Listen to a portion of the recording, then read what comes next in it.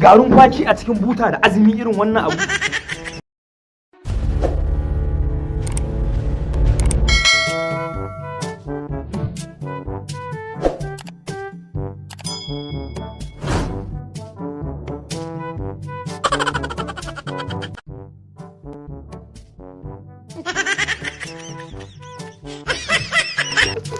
Ranar rufe idan in samu cokali kaga sai da cokali sannan zai ji kada wani kima nan ya zo buɗe mun aiki amma cokalin yake.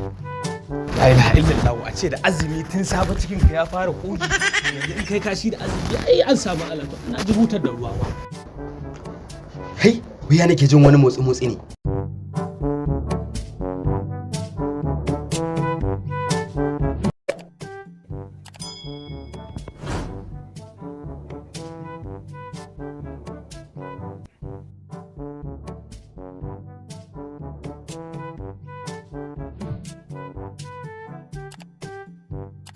Me nake gani a cikin butan nan? Kai! Wannan abin bai kyau ba, wannan abu bai daidai ba. Ha! Garin kwaki a cikin buta da azumi irin wannan abu. Amma dai wannan na san mutum ɗaya ne a gidan nan zai iya yin wannan abu saboda ba azumi yake ba. Yau dai ta tabbata. Kai jika! Wa ya zuba wannan abun a cikin butan nan? Shikenan ma ta tabbata ga cokali nan a hannunka.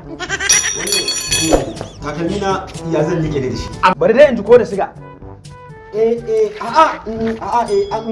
Faɗi gaskiya dai, faɗi gaskiya dai. Ga shi ka ce ga cokali a hannunka, me za ka yi da cokali, me kake nufi?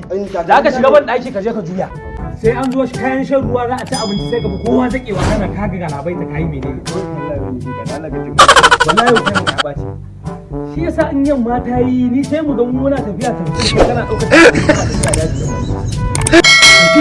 A yau